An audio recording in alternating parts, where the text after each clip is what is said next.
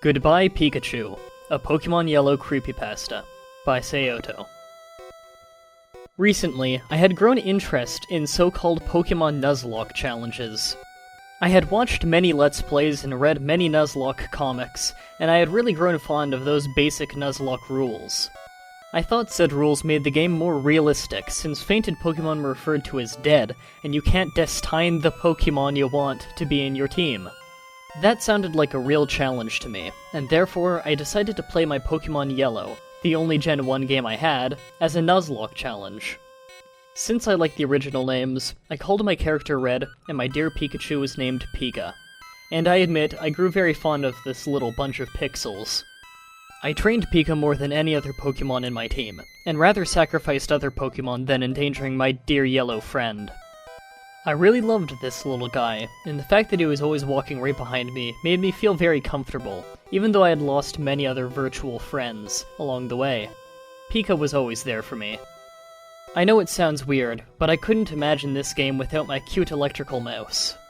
And so, I finally reached the Elite Four. I had lost many Pokemon along the way, but Pika was still there by my side, alive. And so I was standing there with my team, consisting of my Butterfree Sly, the Pharaoh Doom, Mask the Arcanine, my Kadabra Yurigera, guess why I named it like that, the Kabutops called Samurai, and of course, Pika. All of them trained to at least level 60, so I would be able to beat the Elite Four without having too much trouble. And, in fact, I lost only one Pokemon along the way. I had guessed it would be more, but I reached my rival Blue with only losing my Butterfree. I could deal with that. But that's when things got worse for me. When I tried to defeat Blue's last Pokemon, his evolved starter Jolteon, my Pikachu fainted. Yeah. This was a Nuzlocke challenge, and therefore, Pikachu was dead. My beloved starter was dead. I defeated Blue nonetheless, but I was very sad about this loss, and since it was the rule, I had to release Pika. After the credits had played, I was back in Pallet Town. I used my Pharaoh to fly me over to Lavender Town, since I thought it'd be a nice idea to bury my friend in the Graveyard Town, so many people feared and honored at the same time. First of all, I stored my Butterfree in the box and released it. Then I wanted to do the same with Pika, more forced than by choice. But when I put Pika into the PC box, it let out an angrier, sad cry. I couldn't tell which emotion it was since I hadn't heard anything other than Pika's happy cries for quite a long time. But that was, in fact, nothing abnormal. Pikachu was supposed to complain about being stored in the yellow version. Nevertheless, I tried to release Pika. I heard another cry, and this time it was definitely an angry one. A text box popped up and it said, "Pika is looking unhappy." Oh yeah, I remembered. You can't release your Pikachu in this game, since it's the special Pikachu version. Of course. I sighed. Not only had I lost my precious friend, now Pika was even mad at me. Great. But since I couldn't change that fact, I left Pika in box 1 of Bill's storing system and left the Pokemon Center. Yes, I'd leave it all alone in a PC box, since I couldn't release him. I don't know, I probably shouldn't have done that. This night, I didn't sleep very well. I had a weird dream. I was standing in an alleyway on a ship. The SSN, I guess. My in-game rival Blue was standing there a few meters away from me. He looked angry, staring at me with hateful eyes. He then ordered his Pokemon, a Rattata, to attack my Pokemon. It was Pika. Pika was standing right in front of me. It was the only Pokemon I had with me, and the same applied for Blue and his Rattata. It was a one-on-one battle on the SSN. Somehow, inside my head, the warning bells were ringing. I've read about this Red killed Blue's Pokemon on the SSN stuff in many creepypastas, but I didn't know if something like this happened in Yellow too. It probably did, since Blue had said exactly the same thing he had said in Red and Blue, if I'm not mistaken. The only difference was that his Rattata hadn't evolved yet when you were fighting him on the ship in the Yellow version, so it was a Rattata that had died, not Eradicate. I hadn't realized this before, so why were I dreaming about it? I suddenly heard a Pika scream, and I noticed I was still in a battle with Blue. I raised my hand, but I couldn't say anything. Pika reacted nonetheless and attacked Blue's Rattata with Thunder Shock and Quick Attack. That was sufficient. Rattata fainted. Or, at least, that's what should have happened, but I knew better. I knew pretty well what was happening now. Rattata was laying on the ground, injured and bleeding. Blue's eyes filled with tears. He took his Rattata in his arms, he talked to him, shouted at him in despair. I didn't understand a word of what he said. It sounded like he was miles away. Red's rival abruptly raised his head and glared at me. The tears were piling up in his eyes, and I could see hatred, fear, agony, and many other emotions written all over his face. "You will get what you give, Red," he said. I was confused. Why did he call me Red? I turned around, and suddenly I was standing in an endless white room. It was empty, except of the mirror that was standing right in front of me. I looked in the mirror, and the person I saw wasn't me, but Red. I was Red. But the person in the mirror looked sad. I looked sad. Sad and regretting, almost crying, but still. And then I woke up. The first thing I thought was, wow, that was weird. I had dreamt about something that must have been bugging me in my subconsciousness. There wasn't any other explanation for that. It was even strange enough that I didn't dream about my dead Pikachu, but the in-game rival I didn't give a shit about. And then, the next night, I had another weird dream. This time I, or Red, who I was in this dream, again, walked through Lavender Town and straight into the Pokémon Tower. On the second floor, I encountered Blue, standing in front of a gravestone. As soon as I was standing just a few meters behind him, the guy turned around and looked at me with dark, emotionless eyes. I expected another battle with my rival, but he just said, "An eye for an eye, a teeth for a teeth." After that, I woke up.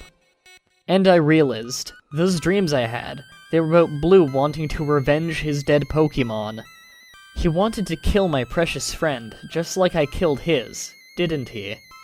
Well, since I had played a Nuzlocke challenge, he had actually paid like with like. He had his revenge, so why did he haunt me in my dreams? I must admit, I was actually kind of worried at this point of time. I turned on my game as soon as possible and checked if Pika was still in the box. And yes, of course it was. I was teasing myself the whole day for being so stupid and superstitious. It was just a dream, and a dream doesn't affect a game.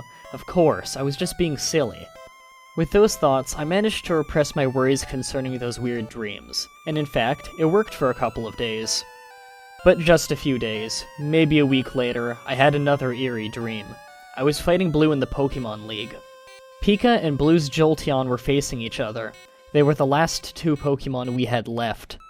That was weird, since I had 4 other Pokémon left when Pika had to deal with Jolteon back then. But hell, this was a dream. Jolteon lunged at Pika all of a sudden. I couldn't even react. It was like I was frozen or something. I could only watch as Pika got bitten by Blue's Pokémon, which is rather curious since I'm pretty sure Jolteon didn't have the move Bite in this fight. My beloved Pokémon got 2 large wounds on its small body, one on its neck and one on its chest. And Pika was bleeding. It was laying there on the ground, bleeding to death, and I couldn't move.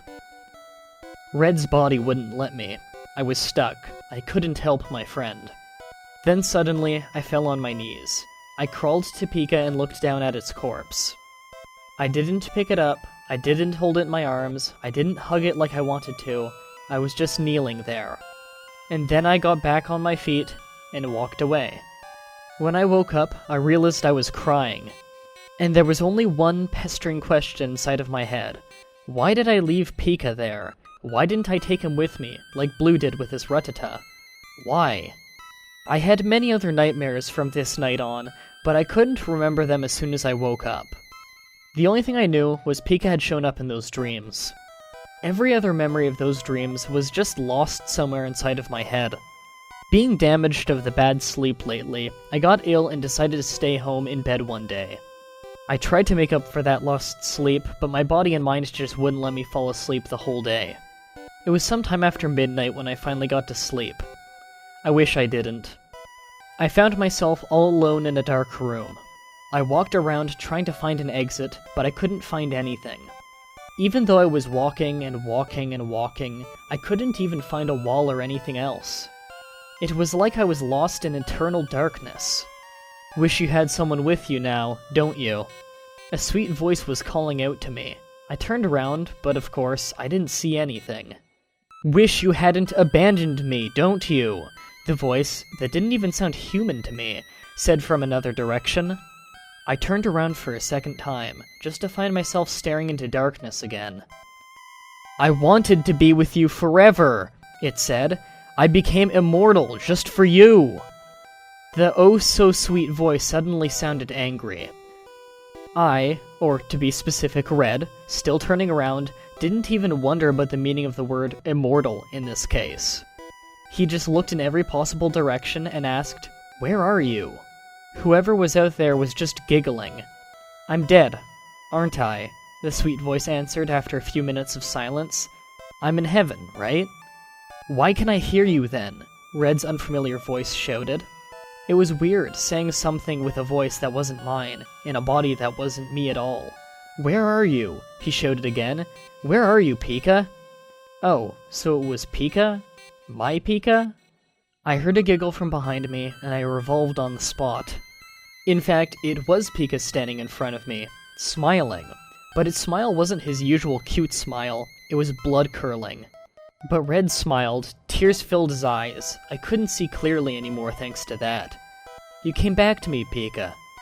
Pika tilted his head to the side, giving me an eerie grin, and that's when I realized Pika was looking exactly like he did when I had last seen him in my dreams.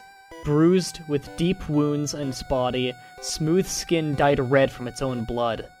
"No," it said with an evil grin. "You came to me. Now we can be together forever." Red's face frowned, and he turned his head in all possible directions. "You mean," he asked, and I understood. "Yes," Pika answered. "You'll stay here with me. I'm no longer locked in your PC, Red." It said, giggling. "I'm dead, like you wanted me to be." "But those are the rules," I shouted, and it was actually my own voice, not Red's. "I had to—" "Rules?" Pika hissed. His voice no longer sounded sweet at all. "You didn't have to. You said you loved me, and love knows no rules. You let your guard down, and you let Blue kill me." Pika didn't smile anymore. It looked sad, then angry, then furious. And then it grinned again. But that doesn't matter anymore. It whispered, coming closer to me, aka Red. "No, stay away from me," Red and my voice shouted at the same time. "Didn't you love me?" was the last thing I heard Pika say before it jumped towards Red and me. And then I woke up. I was laying in my bed in my dark room, and I was screaming. My body was trembling and sweaty, and it was hard for me to breathe. It took a while for me to calm down, but as soon as I had recovered from the previous dream shock, I grabbed my Game Boy and started the game. I was anxiously waiting for the menu screen to appear, since there was no other way for me to reassure me that all of this had just been some freaking messed up dream. But after the usual intro of Pikachu surfing, flying, and running around, there wasn't any continue new game options selection like there should have been. The screen showed me the menu screen from the PC. Withdraw Pokemon, deposit Pokemon, and release Pokemon were the only options I was given, so I chose Withdraw Pokemon. But the box was empty. Pika was gone. It was really gone. I was absolutely frightened and freaked out at this moment, so I hit B button until the menu closed. But the screen showed me nothing. It was completely black, until suddenly Red's overworld sprite appeared, followed by Pikachu. Then the game froze. I couldn't scream even if I wanted to. My voice didn't react anymore. I was just sitting there in my bed in the dark staring at my Game Boy. I really hope it was just my imagination or the internal battery dying and making the game all glitchy. I really do hope so. I put my Game Boy down on my bedside table and lied down in my bed again, staring into the darkness. Suddenly, I heard a sweet laughter from somewhere. "Didn't you love me?" That was Goodbye Pikachu by Seoto. Final thoughts? Good but not great. Let's start off with the good points. Aside from the occasional incorrect word choice, the story was well written. It feels like this is a real person and the story is well thought out. The idea of this is pretty interesting, and it's interesting to see something like a Nuzlocke challenge in a creepypasta. However, there are a lot of negatives that keep this from being great. The incorrect word choices are pretty easy to spot and take you out of the story. These could easily be fixed if Seiyoto just showed it to a few friends as a rough draft before posting it online.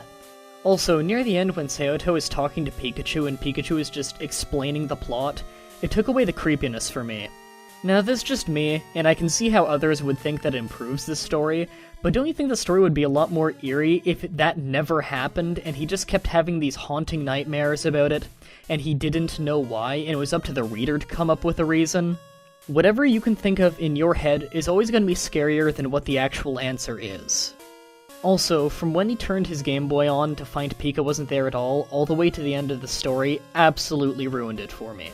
My suspension of disbelief died when his actual game was affected by the nightmares, and his Pika presumably either being in the darkness of his room, or actually speaking through his Game Boy at the end, just made me groan.